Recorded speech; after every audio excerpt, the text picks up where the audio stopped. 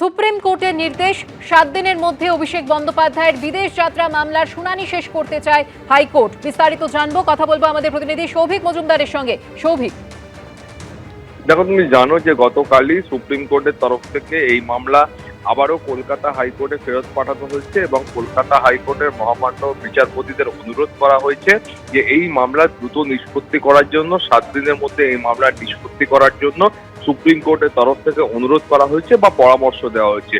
ফলত সেই মোতাবেক তুমি জানো যে এই মামলা বিচারপতি সৌগত ভট্টাচার্যের এজলাসে এই মুহূর্তে বিচারাধীন রয়েছে। ফলে আজকে কলকাতা হাইকোর্টের কার্যকালের মেয়াদ যখন শুরু হয় সেই সময় মাননীয় বিচারপতি বলেন যে দুপক্ষের যারা আইনজীবী রয়েছেন, আইনজীবীদের আজকে একটা সময় দেখে তারা যেন উপস্থিত হন এবং তারপরে আগামীকাল সকালে, অর্থাৎ আগামীকাল যখন কলকাতা হাইকোর্ট খুলবে সেই সময় সকালে 10:30টার সময় অভিষেক বন্দ্যোপাধ্যায়ের যে মামলা রয়েছে সেই মামলার বিচার প্রক্রিয়া তিনি শুরু করবেন। ফলে তিনি চান যে সুপ্রিম কোর্টের তরফ থেকে যে সময় বা যে গাইডলাইন বেঁধে দেওয়া হয়েছে সেইটা মেনে আগামী 7 দিনের মধ্যে এই মামলা নিষ্পত্তি করার জন্য।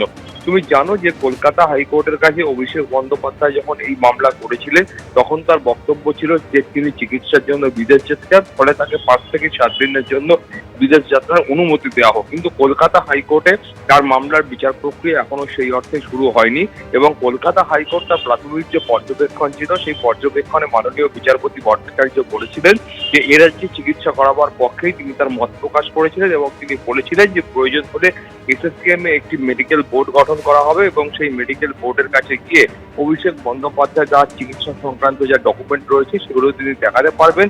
ফলে এ রাজ্যে হয় না এমন কোনো চিকিৎসা নেই বলে তিনি মনে করেন। ফলে সেই কারণেই এ রাজ্যে চিকিৎসার পক্ষেই তিনি তার মত ব্যক্ত করেছিলেন। কিন্তু তারপরেই আমরা দেখতে পাই যে অভিষেক বন্দ্যোপাধ্যায় তৃণমূল সাংসদ তিনি সুপ্রিম কোর্টের দ্বারস্থ হন এবং সুপ্রিম কোর্টের তরফ থেকে এই মামলা দ্রুত নিষ্পত্তি করার জন্য যে পরামর্শ দেওয়া হয়েছে সেই পরামর্শ মেনে আগামীকাল সকাল 10:30টার সময় অভিষেক বন্দ্যোপাধ্যায়ের বিদেশ যাত্রার যে মামলা রয়েছে তার বিচার প্রক্রিয়া মাননীয় বিচারপতি সৌগত ভট্টাচার্যের এজলাসে শুরু হবে। ধন্যবাদ সৌভিক।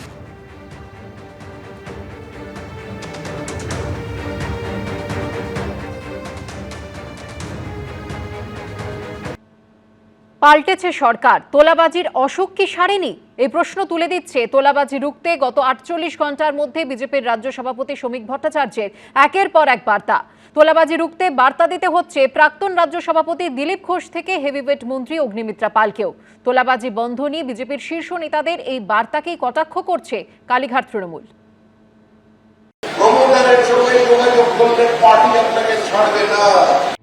রাজনীতির রং পাল্টেছে, সরকার পাল্টেছে, কিন্তু তোলাবাজির সংস্কৃতি কি পাল্টেছে? তোলাবাজির অসুখ কি সেরেছে? তোলাবাজি সংস্কৃতি এত সহজে উঠে যাবেন ভাবার কোনো কারণ নেই। আমাদের বহু নেতা আছেন যারা নূতন এই মধুতে আসক্ত হয়ে যাচ্ছেন। তৃণমূল আমলে প্রায় প্রতিদিনই সিন্ডিকেট, তোলাবাজি, কাটমানি শব্দগুলো শোনা যেত। নতুন সরকারের আমলে কি তা পুরোপুরি বন্ধ হয়েছে, নাকি বর্তমান সরকারের অস্বস্তিও বাড়ছে? 48 ঘন্টার মধ্যে বিজেপি রাজ্য সভাপতি শ্রমিক ভট্টাচার্যের একের পর এক বার্তায় এই প্রশ্নই ক্রমশ জোরালো হচ্ছে। সমস্ত কিছুর সমাধান করা যায়নি। আমি আমার দলের পক্ষ থেকে যদি দাঁড়িয়ে আপনাদের সামনে বলি যে আমি সমস্ত জায়গায় এক্সটর্শন বন্ধ করে দিতে পেরেছি, ভুল বলছি। বিচ্যুতি আছে। একটা পদ্ধতির মধ্য দিয়ে মানুষ দীর্ঘদিন চলে গেছে, একটা ইজি মানির মধ্য দিয়ে একটা সিন্ডিকেট তৈরি হয়েছিল। ক্ষমতার পট পরিবর্তনের সঙ্গে সঙ্গে সমস্ত পরিমণ্ডল যে বদল হয়ে গিয়েছে এরকম নয়। যে পুলিশই হোক আর সে বিজেপির কোন নেতাই হোক, কাউকে প্রোটেকশন দিতে গেলে আর মিউনিসিপ্যালিটি অফিসে যাতায়াত বাড়িয়ে দিলে পার্টি তার বিরুদ্ধে ব্যবস্থা নেবে। যা করবে সরকার করবে, পার্টি কিন্তু আপনাকে রেয়াত করবে না। তোলাবাজি রুখতে বার্তা দিতে হচ্ছে প্রাক্তন রাজ্য সভাপতি থেকে হেভিওয়েট মন্ত্রীকেও। তোলাবাজি সংস্কৃতি এত সহজে উঠে যাবেন ভাবার কোনো কারণ নেই। পুলিশকেও বলা হয়েছে এরকম কমপ্লেন তাদেরকে অ্যারেস্ট করা, ব্যবস্থা নেওয়া, এবং সেই তোলাবাজরাই আমাদের অনেক লোকের সঙ্গে চিপকে গেছে। আমাদের বহু নেতা আছেন যারা নূতন এই মধুতে আসক্ত হয়ে যাচ্ছেন, কিন্তু পার্টিও নজর রেখেছে। সবাইকে কি আমরা ডিটারজেন্ট আর ওয়াশিং মেশিনে ধুয়ে এনেছি তা তো নয়। আজকে সরকার এসছে, তার মধ্যে অনেকে আছে তারা ভাবছে যে আমি এটা করে এবার রোজগার করব। সামনে একটা কথা বলবো, ভিতরে বলবো না না তোলাবাজি করো 70-30 হিসেবে 75 নম্বর সল্টলেকে পাঠিয়ে দেবে আর 30 তুমি রাখবে। এই ডিলিং গুলো আগের সরকারের মতো আমরা করি না। তোলাবাজি বন্ধ নিয়ে বিজেপির শীর্ষ নেতাদের এই বারবার বার্তাকেই কটাক্ষ করছে তৃণমূল। 3 মাস হয়নি একটা সরকারের, সেখানে শীর্ষ নেতৃত্বকে বলতে হচ্ছে তোলাবাজি নয়, তোলাবাজি নয়, তোলাবাজি নয়। তাহলে আপনারা এইটা প্রমাণ করে দিচ্ছেন যে বিজেপি এই একটা বড় অংশ এই তোলাবাজিতে ঢুকে গেছে।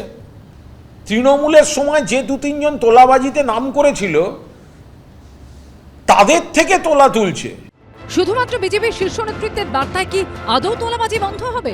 পুলিশ প্রশাসন শুরু থেকে ব্যবস্থা না নিলে কি পরিস্থিতি আরো জটিল হতে পারে?